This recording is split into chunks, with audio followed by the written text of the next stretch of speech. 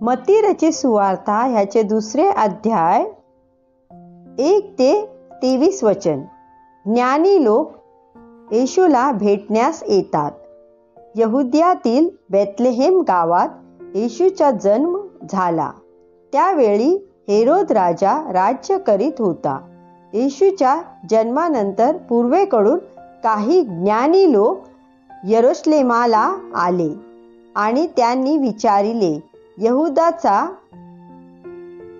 नुकताच जन्मलेला राजा कोठे आहे?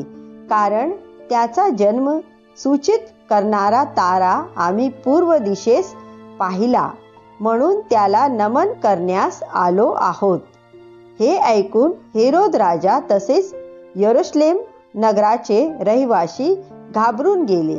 मग त्याने यहुदी लोकांचे सर्व मुख्य याजक आणि नियमशास्त्राचे शिक्षक यांना बोलाविले आणि विचारिले की ख्रिस्ताचा जन्म कोठे होणार होता. त्यांनी उत्तर दिले, यहुद्यातील बेथलेहेम गावात, कारण देवाच्या संदेष्ट्यांनी त्याविषयी असे लिहिले आहे की, हे यरुशलेमा, यहुदाच्या भूमी प्रदेशात, तू यहुदाच्या राज्यकर्त्यांमध्ये कनिष्ठ आहेस असे मुळीच नाही, कारण माझ्या इस्रायल लोकांचा सांभाळ करील असा राज्यकर्ता तुझ्यातून येईल. मग हेरोदाने पूर्वेकडील ज्ञानी लोकांची गुप्तपणे भेट घेतली आणि तारा दिसल्याची नक्की वेळ माहीत करून घेतली.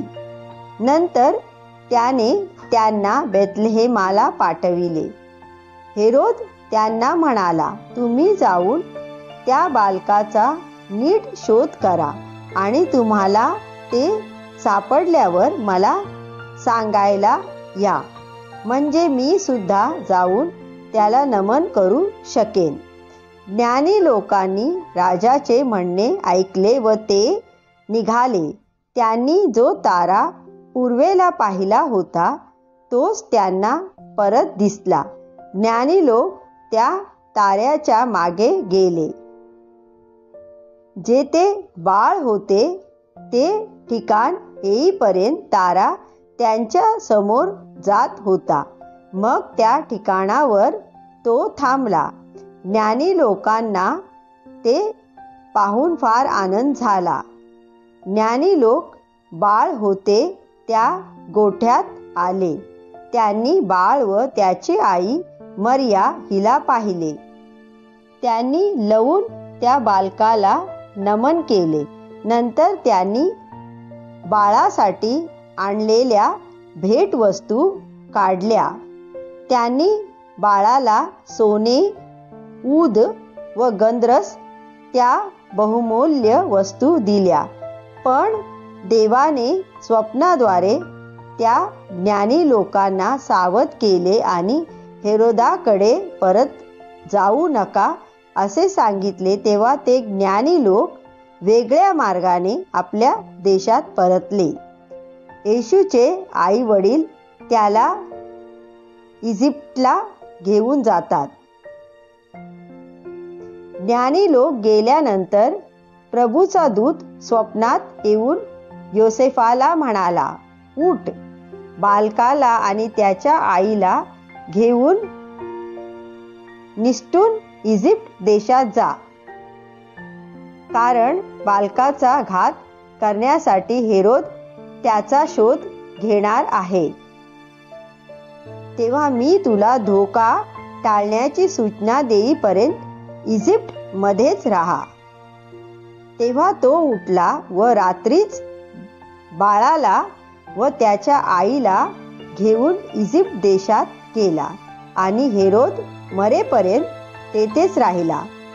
प्रभू देवाने संदेष्ट्याच्या द्वारे सांगितले होते की मी माझ्या मुलाला इजिप्त देशातून बोलाविले आहे. ते पूर्ण व्हावे म्हणून असे झाले. बेथलेहेमातील मुलांची हेरोदाकडून कत्तल. तेव्हा ज्ञानी लोकांनी आपल्याला फसविले हे पाहून हेरोद अतिशय रागावला. त्याने ज्ञानी लोकांकडून त्या बालकाच्या जन्माची वेळ नीट समजून घेतली होती. त्यानुसार बालक जन्मल्याला आता 2 वर्षे उलटली होती. म्हणून त्याने माणसे पाठवून बेथलेहेम व त्याच्या आसपासच्या प्रदेशातील 2 वर्षाच्या व त्याहून कमी वयाच्या मुलांची कत्तल करण्याची आज्ञा केली. इर्मया संदेष्टाच्या द्वारे देवाने जे सांगितले होते ते अशा प्रकारे पूर्ण झाले. ते वचन असे होते, रामा येथे आकांत ऐकू आला. दुःखदायक रडण्याचा हा आकांत होता. राहेल आपल्या मुलासाठी रडत आहे, पण तिचे सांत्वन करणे अशक्य झाले, कारण तिची मुले मरण पावली. युसेफ आणि मरिया इजिप्तहून परत येतात. हेरोद मेल्यानंतर प्रभूचा दूत स्वप्नात योसेफाकडे आला. योसेफ जेव्हा इजिप्तमध्ये होता तेव्हा हे घडले. दूत म्हणाला, उठ, बाळाला आणि त्याच्या आईला घेऊन इस्रायल देशास जा. जे लोक बाळाला मारू पाहत होते ते आता मेले आहेत. मग योसेफ बाळाला व त्याच्या आईला घेऊन इस्रायल देशास गेला. हेरोदाच्या मृत्यूनंतर त्याच्या जागी त्याचा मुलगा अर्खेलाव यहुदाचा राजा झाला आहे, असे जेव्हा योसेफाला समजले तेव्हा तो तेथे जाण्यास घाबरला. पण स्वप्नात त्याला ताकदी मिळाल्याने तो तेथून निघाला आणि गलील प्रदेशात आला. योसेफ नाझरेत नावाच्या गावात गेला आणि तेथे राहिला.